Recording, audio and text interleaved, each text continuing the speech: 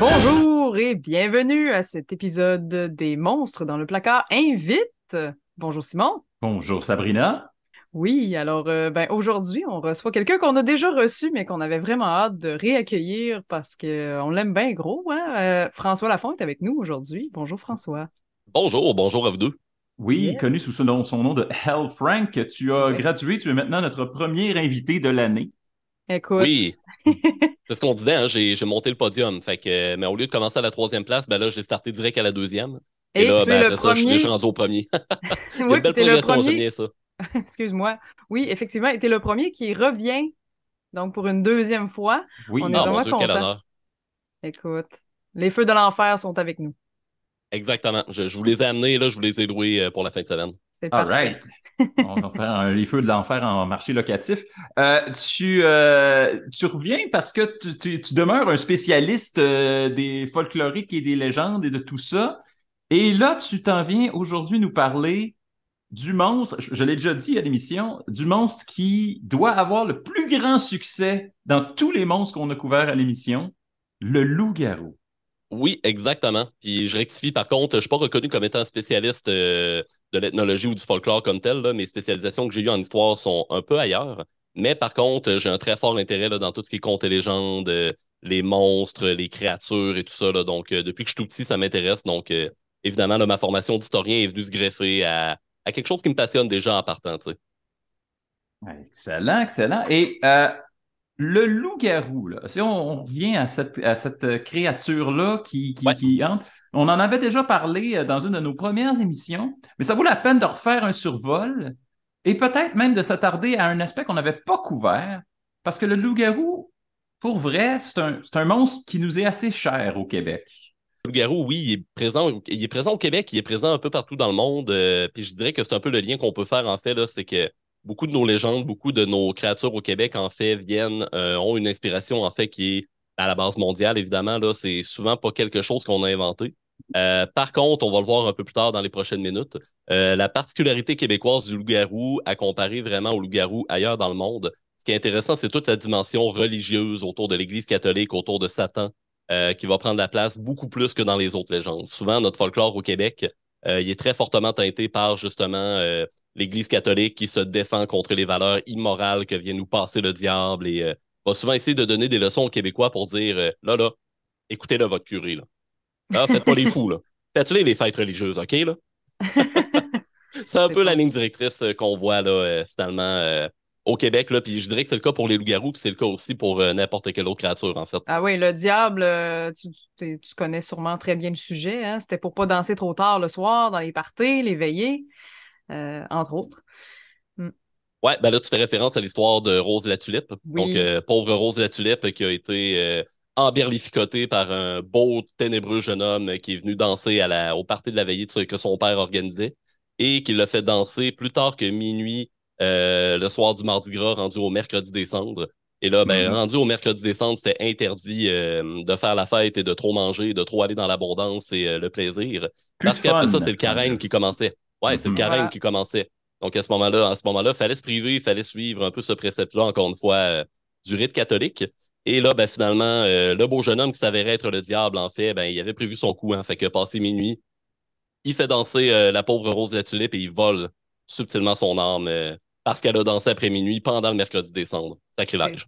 inacceptable. Inacceptable. Inacceptable.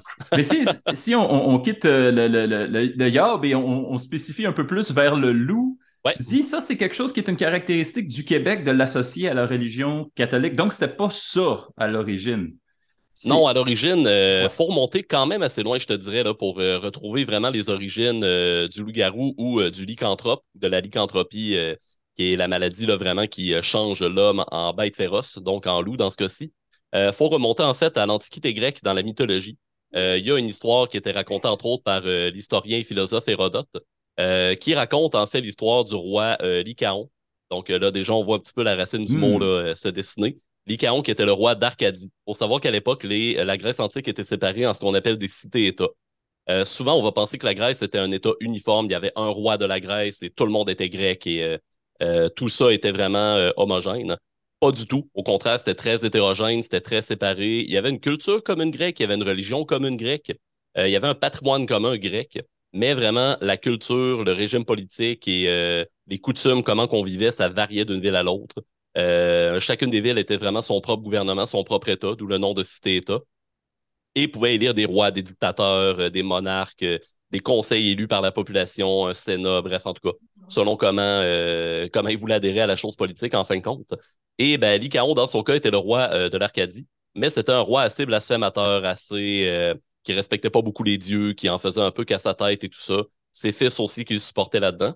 Puis à un moment donné, ben, Zeus en a eu assez de ses blasphèmes et ben, comme c'était beaucoup coutume chez les dieux grecs, Zeus est arrivé et s'est déguisé. Donc, il s'est finalement métamorphosé en mendiant, en pauvre mendiant, pour aller demander là, finalement l'hospitalité au roi. Le roi, pour paraître comme étant un bon roi magnanime, évidemment, et près de sa population, a accepté de le recevoir. Et ben, pendant le repas, finalement, Zeus a essayé de le piéger pour voir un peu, lui faire dire ouvertement qu'est-ce qu'il pensait des dieux et tout ça. Et là, ben, le voyant blasphémer, il s'est dit, ça y est, c'était ton dernier affront. Là, il s'est dévoilé, il a fait, ah ah, en fait, je suis Zeus, le maître des dieux. Je t'ai pogné, mon petit maudit. Et ben, finalement, il l'a peut-être pas dit comme ça, là, mais s'il avait été Ben, québécois, il aurait dit comme ça. C'est c'est parfait. littéralement ce qu'il devenait à partir de ce moment-là. Ah, c'est ça. Donc Mhm. là, il se révèle comme étant finalement Zeus, le maître des dieux. Il foudroie ses fils, qu'il les tue sur le champ, puis il va garder seulement un de ses fils et Lycaon lui-même. Et d'un éclair, il va foudroyer Lycaon qui va se transformer en loup féroce qui dévore les gens. Donc à ce moment-là, Lycaon est forcé d'abdiquer de son poste, évidemment, forcé de quitter ses terres, de errer comme un loup sauvage et féroce pour l'éternité. Donc, c'est là qu'on voit un peu le premier témoignage de transformation, en fait, d'un homme en loup. Puis c'est vraiment au niveau de la malédiction. Puis tout ce mythe-là, en fait, va vraiment teinter la culture européenne occidentale. Le loup va être souvent synonyme parfois de force, parfois de vigueur pour plein de peuples européens. Puis il va revêtir des significations parfois même apocalyptiques. On a juste à penser là, justement aux peuples scandinaves pendant l'époque viking. Le loup Mhm. revient très, très, très souvent. Parfois, il peut revêtir une bonne signification. On a juste à penser entre autres par Odin, qui est souvent accompagné de ces deux loups, Gréki et Fréki, qui sont vraiment ses deux gardiens en fait au niveau de son trône. Et ben aussi, on a la fameuse figure de Fenrir, le fameux loup Fenrir, dont moindrement on s'intéresse aux Scandinaves. Ben, on entend parler de Fenrir, c'est obligé. Puis il est souvent représenté dans des jeux vidéo comme Smite, comme Assassin's Creed Valhalla. Plein de justement d'œuvres dans la culture vidéoludique vont le représenter, même dans les films et tout ça. Et ben, Fenrir, en fait, c'est le fils de Loki. Loki, qui est vraiment le dieu fourbe et perfide et traître, finalement, de la mythologie. Et ben, il est dit, en fait, dans la prophétie racontée par les prophétesses, les Nornir, il est dit comme quoi, justement, à la fin des temps, quand le Ragnarok va arriver, ce qui va démarrer, entre autres, le Ragnarok, c'est le fait que Fenrir va se libérer de ses chaînes. Il va causer le chaos dans tout le royaume d'Asgard, va tuer Odin. Ses deux fils, après ça, vont dévorer le soleil et la lune. Ensuite de ça, Surtur, le géant des flammes, dirigeant du Muspelheim, va se libérer de ses chaînes, prendre son épée enflammée, fracasser le monde, en tout cas. Comme on dit en bon québécois, la marde pogne, finalement. C'est quand même assez épique. C'est assez épique, mais on parlait de signification positive du loup. Sans nécessairement trop s'aventurer sur le sujet, je sais Ouais. que les Vikings avaient leurs hommes loups au Oui, niveau des exact. Ulfenor, justement, là. Oui, les Ulfenor ou les fameux berserkers, comme on les connaît plus précisément. Les berserkers, en fait, qui pouvaient revêtir deux types d'esprits, on va dire. Là. Ils se pensaient habiter, là, justement, soit par deux types d'animal totem, soit l'ours, soit le loup. Puis OK. souvent, ça leur était hérité. C'est surprenant parce qu'on s'y attend pas vraiment de la part de ce dieu-là. Mais c'est beaucoup hérité de Odin. En fait, les berserkers étaient des adorateurs d'Odin. Et ben, le rituel qui entourait finalement les berserkers, de ce qu'on en sait, puis encore là, ben, la documentation n'est pas complète à 100%. Parce que malheureusement, les peuples scandinaves nous ont laissé pas beaucoup, voire pas du tout de documentation écrite. Donc à ce moment-là, tout ce qu'on a, c'est ce que les gens de l'extérieur ont dit sur eux. Puis des fois, c'est pas toujours. Il y a un biais cognitif des fois là, qui se fait avec ces sources-là, donc c'est pas toujours 100% fiable. Mais du moins, de ce qu'on en sait, le rituel était vraiment fait pour invoquer l'esprit d'un animal. Et ben, c'était fait pour justement soutirer la puissance de Odin. Donc, on en appelait justement la puissance guerrière et à la sagesse de Odin. Sauf que le problème, c'est que dans la mythologie, Odin, c'est un dieu qui a fait un gros sacrifice, en fait, parce que lui il était Hmm. obsédé par le fait de contrer la prophétie du Ragnarok et de ne pas mourir par la main de Fenrir, justement. Et pour être sûr de vraiment tout prévoir le coup, d'être capable de tout voir, de tout savoir, ben, il a sacrifié son propre œil à l'arbre Yggdrasil pour boire dans la fontaine de la connaissance. Alors là, ce que ça a fait, c'est que ça l'a rendu un peu, sur le coup, ça l'a rendu un peu fou parce qu'il a acquis d'un seul coup toute la connaissance et toute la sagesse et la magie du monde, en fait. Il a acquis le savoir-faire des runes, il a acquis vraiment la connaissance et tout ça. Donc, c'est devenu un dieu sage et un dieu guerrier en même temps. Et c'est pour ça que les Ulfenor, finalement, faisaient appel à Odin. Mais un peu à l'image de Odin, justement, qui a eu de la misère à encaisser toute cette somme de connaissances-là, ben, c'est comme si les Berserkers, en fait, lorsqu'ils recevaient la puissance de Odin à travers le rituel, devenaient un peu des guerriers fous, en fait, parce qu'ils n'étaient pas capables d'encaisser toute cette force-là que Odin leur donnait, à un tel point que finalement, ils devenaient carrément un loup, ils devenaient carrément un ours. Puis ils se ruaient au champ de bataille, ils mordaient leurs boucliers, ils tapaient autant ennemis qu'alliés. En tout cas, bref, C'est le incroyable. chaos dans leur tête, finalement. Mhm. Un Fait bon effet placebo. Ouais, un bon effet, oui, c'est ça, un bon effet placebo. Fait que Mhm. ce que j'entends, c'est que le loup, nous, on avait débattu dans notre émission que le loup, c'était à la fois une malédiction, comme dans le cas de Lycaon. Puis d'ailleurs, ton histoire que tu me racontes de la mythologie grecque me fait penser, non seulement à Rose la Tulipe, dont on a parlé en début d'émission, mais Ouais, littéralement au début de La Belle et la Bête. Où là, c'est un châtiment envers une personne fourbe, une personne, un pécheur, un blasphémateur. Et aussi, c'est vu comme donc c'est une malédiction, mais c'est aussi vu comme une bénédiction. C'est aussi vu comme être investi d'une force qui dépasse l'entendement humain. C'est donc les deux. C'est donc à la fois un maléfice et un Et un don, pouvoir. si on Ouais. veut, ou un pouvoir qui t'est exact. conféré, qui te donne plus de force. Donc, c'est quand même impressionnant de voir que ça peut avoir les deux côtés, finalement. Ouais, tout à fait. Puis ce côté-là, par contre, le côté positif va s'estomper au fur et à mesure que ben, la religion catholique va prendre de l'expansion dans le monde. Eh oui. De plus en plus, justement, on va mettre de l'avant la figure du diable et tous les côtés négatifs, en fait, que ça peut revêtir chez l'homme qui s'écarte de la voie divine. Et entre autres, ben, justement, le loup-garou, la malédiction de se changer en bête comme un loup, justement, va devenir négatif. Et à travers tout le Moyen Âge, à travers toutes les sociétés chrétiennes de l'Europe occidentale, on va raconter des légendes comme quoi quelqu'un qui n'a pas suivi les bonnes voies divines, finalement, ou qui a péché, qui a causé le mal, qui a causé du tort à des gens et tout ça, ben, il l'a fait à un tel point que, justement, il se fait changer en bête et devient un loup-garou. Donc, tout ce mythe-là, finalement, va se transposer du Moyen Âge jusqu'après ça au premier mouvement de colonisation qui arrive jusqu'à chez nous, au Québec et au Canada, puis va se transposer à la Nouvelle-France. Parce que c'est ça qu'il ne faut pas oublier, c'est que notre culture est vraiment, j'aime souvent dire que le Québec est un carrefour culturel, en fait. On a un très fort et principal héritage français, puis de toutes les régions françaises comme la Bretagne, la Normandie, Paris-Île-de-France, Poitou-Charentes et tout ça, là, les principales régions d'où proviennent la majorité des Québécois actuels. Mais aussi, on a beaucoup de cultures aussi qui nous proviennent de l'Écosse, qui nous proviennent de l'Angleterre, de par le fait qu'on a été une colonie britannique et Mhm. de toutes les communautés culturelles là, qui se sont suivies là, vraiment jusqu'à nos jours en 2023. Puis Mhm. vraiment, nos contes et légendes et surtout ce qui entoure le loup-garou, là, c'est vraiment teinté de ça. Au Québec, j'ai vraiment vu deux interprétations assez différentes à propos du loup-garou québécois. Il y en a une qu'on voit dans le jeu vidéo Sang-Froid, dans Hein? lequel justement Brian Perrault fait la narration. Sang-Froid, je ne sais pas si vous connaissez le jeu. J'ai entendu parler, mais j'ai pas eu l'occasion d'y jouer. OK, Ça, vous êtes en avance parce que moi, j'ai jamais entendu parler de ce jeu-là. Qu'est-ce que c'est, sans foi? c'est un jeu qui est sorti, ça va avoir 10 ans cette année en plus. Donc, le jeu, quand même, là, il date pas d'hier. C'est un jeu qui a été fait par Sarbacane Studio, qui était un petit studio. Je pense plus que ça existe aujourd'hui, là. C'est basé à De ce que j'ai Québec. su, les développeurs, Oui, c'était à Québec dans le temps. ou Rive-Sud de Montréal, je sais plus lequel des deux, mais c'était à Québec, Ah, c'était ça à se peut. Québec. Oui, C'était à oui. Ah oui, Québec. Bon, en tout ok. cas, ils ont été longtemps sur Saint-Joseph dans mon petit patelin. Ah, ok. Ouais, c'est Ouais. très possible. Puis c'est ça, en 2013, ils avaient designé un jeu. C'était une petite compagnie là, vraiment de trois quatre développeurs québécois qui avait développé un jeu qui s'appelle Sans froid, un conte de loup-garou. Puis ça racontait l'histoire, en fait, d'un village fictif à la deuxième moitié des années 1800. À peu près, je dirais 20, 30 ans à peu près après la rébellion des Patriotes, donc dans les années 50, 1850, 60 à peu près là, dans ces eaux-là, ou 70, bref, quelque part dans Hmm. ces années-là. Et ben, ça racontait l'histoire, en fait, de deux frères bûcherons, les frères O'Carroll. Je cherchais leur nom, là, c'était des gens d'origine irlandaise, justement, des frères d'origine irlandaise, qui étaient métis. En fait, ils étaient à moitié irlandais, à moitié autochtones. Mhm. Et ben, justement, leur sœur, elle, pouvait communier avec les esprits. Elle avait comme une espèce de don psychique là, de connecter avec le divin, avec les esprits. Et ben, le diable, justement, voulait s'emparer de son pouvoir pour être capable de justement conquérir conquérir le monde et justement prendre les âmes des habitants. Comme il Et le fait d'habitude. comme il le fait d'habitude, puis dans ce jeu-là, ce qu'on voit, ce que le diable il fait, en fait, c'est que il va corrompre les habitants du village de sorte que la nuit, le soir, quand les gens sont couchés, quand ils sont en train de dormir, leur âme, il va avoir une boule de lumière qui va sortir de leur corps.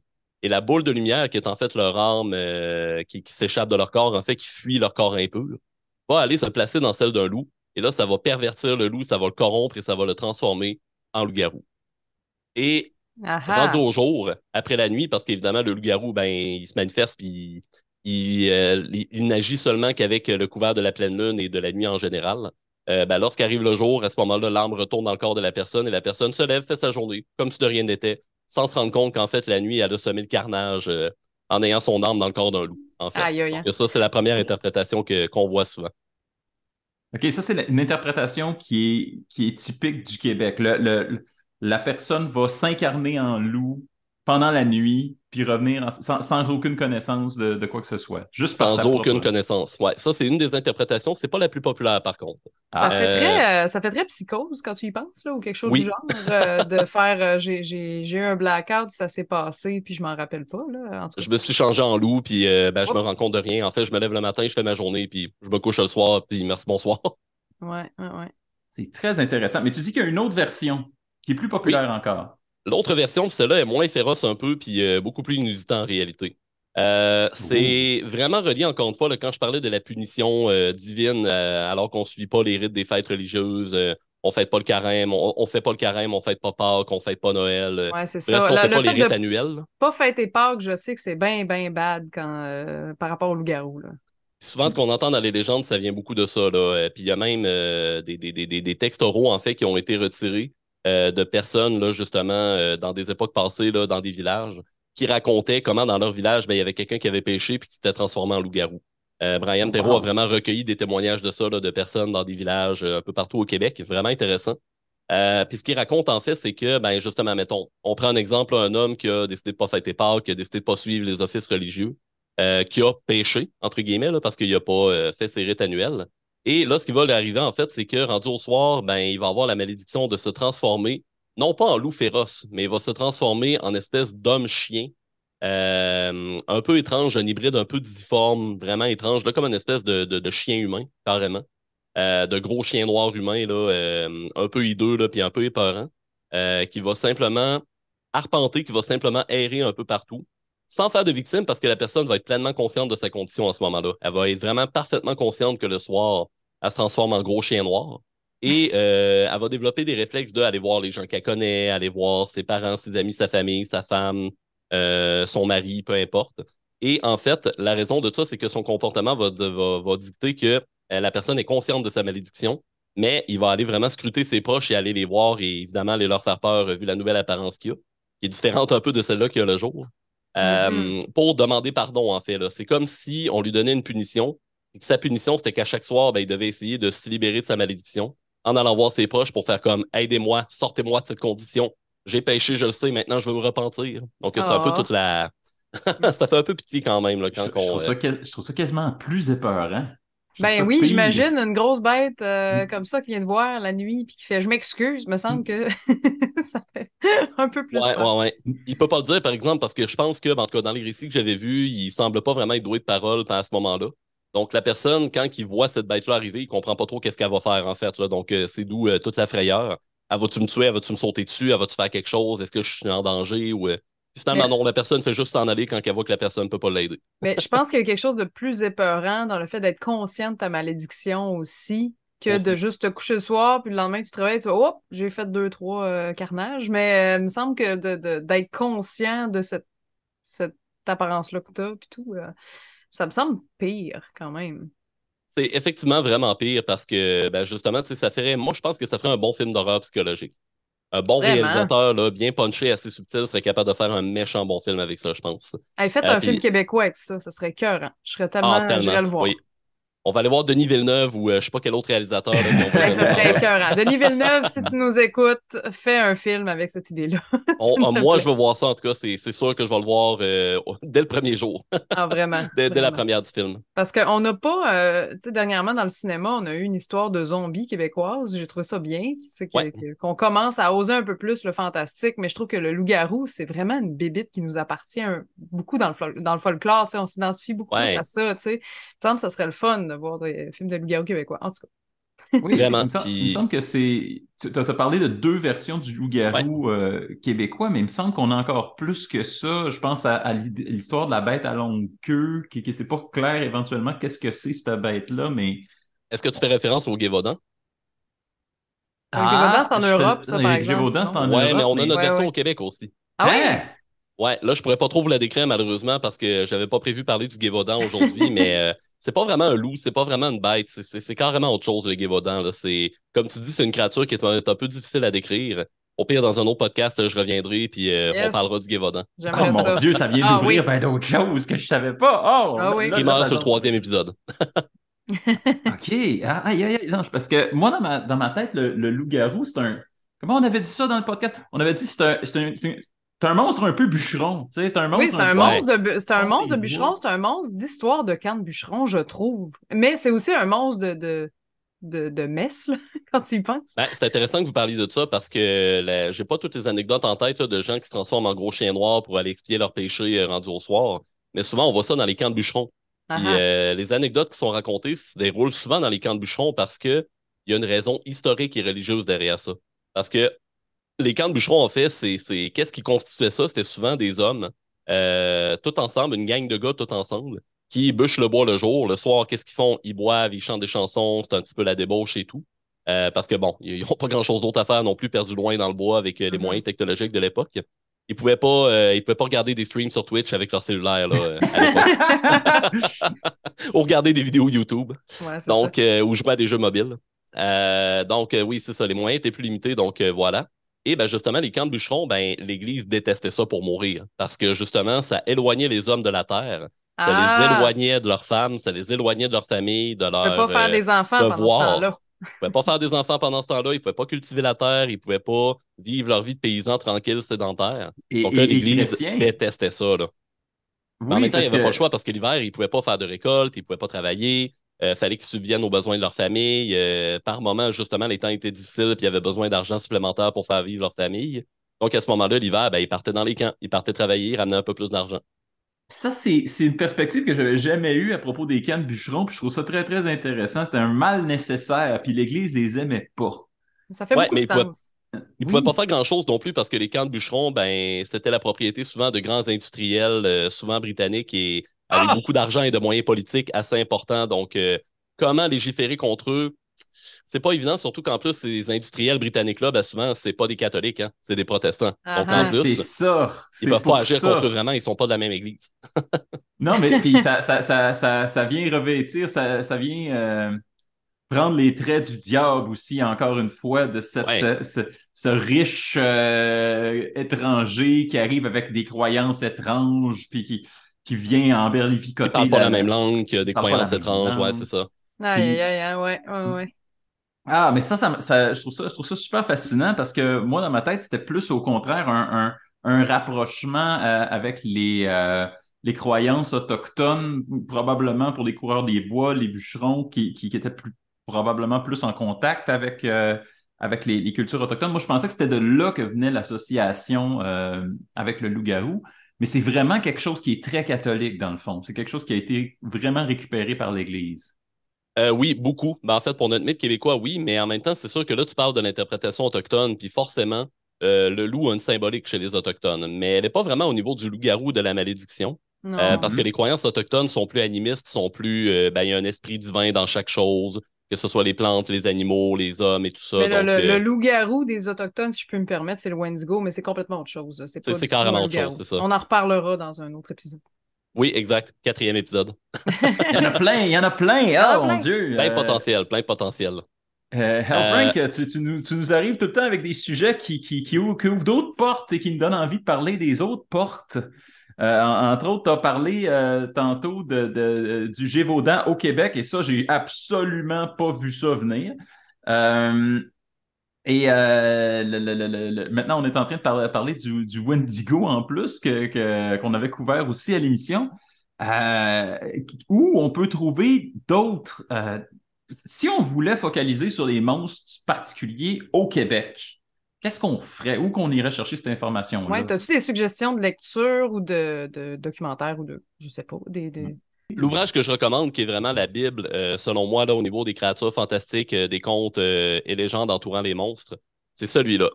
Créatures fantastiques du Québec, l'intégrale par Brian Perrault et Alex Girard.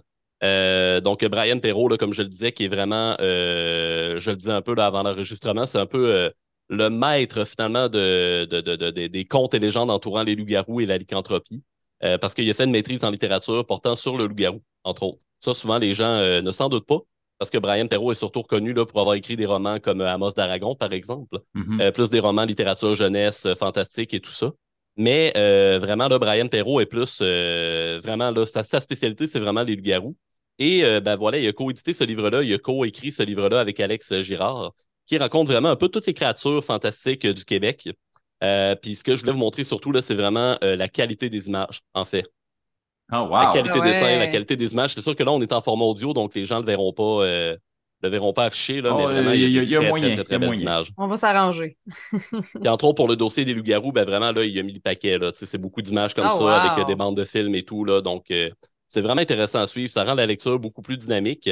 Puis ça donne en plus de l'iconographie. On a l'impression vraiment, là, carrément d'être dans un film quand on lit ça. Vous voyez, ça, c'est l'image du chien que je vous parlais tantôt, là.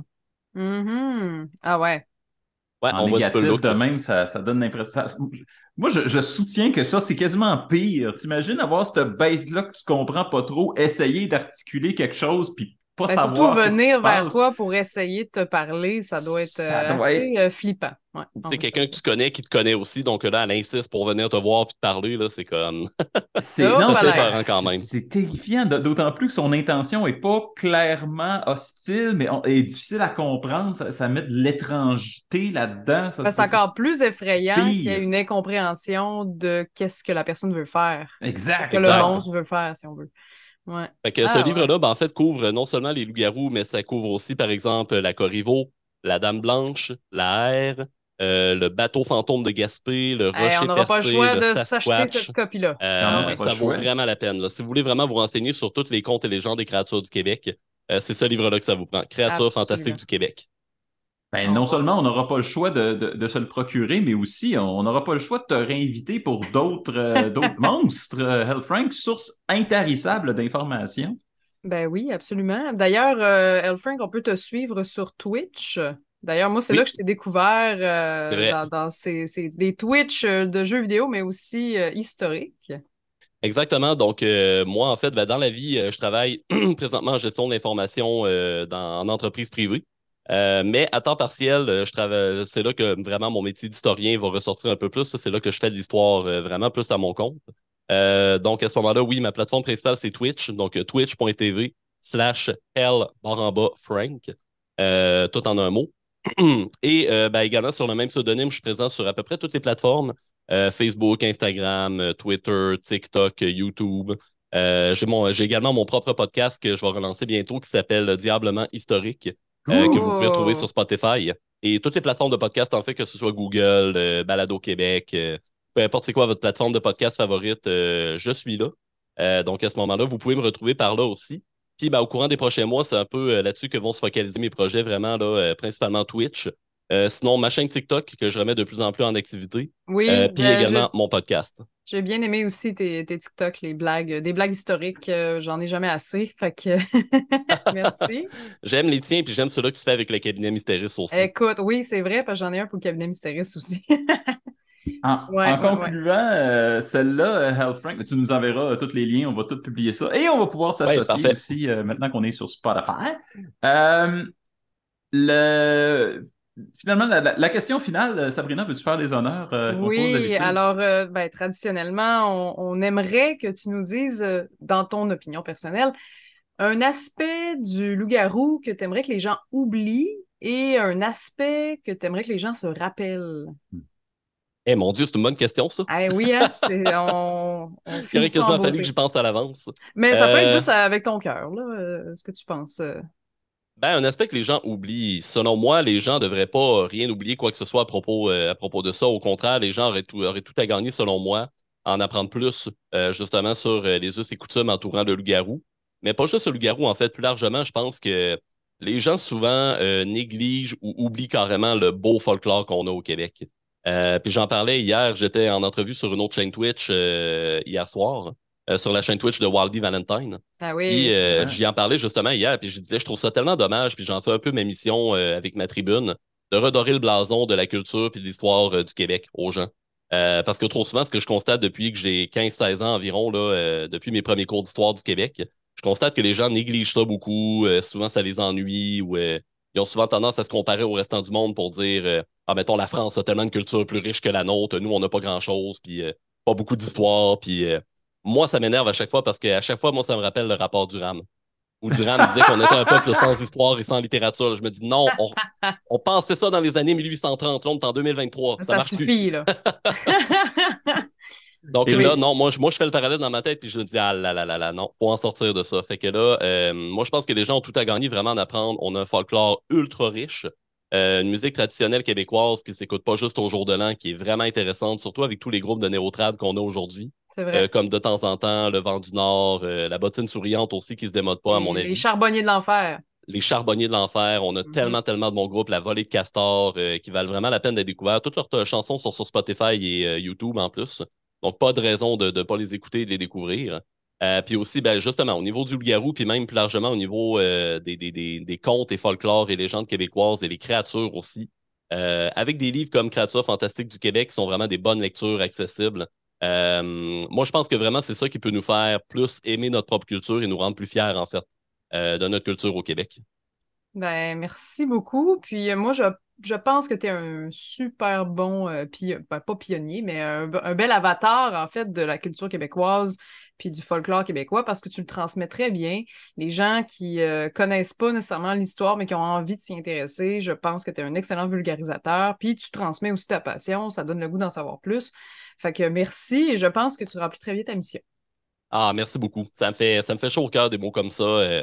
Pour vrai, ça, c'est vraiment ma plus belle paye. Quand je reçois des commentaires comme ça montre que justement, ben, ça valide un peu ce que je fais, puis ça me montre que je peux juste aller de l'avant et continuer avec ça, en fait. Ah ben oui, ben absolument. Fait que ben merci beaucoup François pour ce deuxième épisode invité. Ça sera pas le dernier. On est bien content de t'avoir reçu. hey, la liste de sujets, ça jonge. Eh oui, Ouais. absolument. Merci à vous deux, puis j'ai le goût de vous dire à la prochaine. Certainement, à la prochaine. Et on va dire également à tout le monde, à la prochaine peine.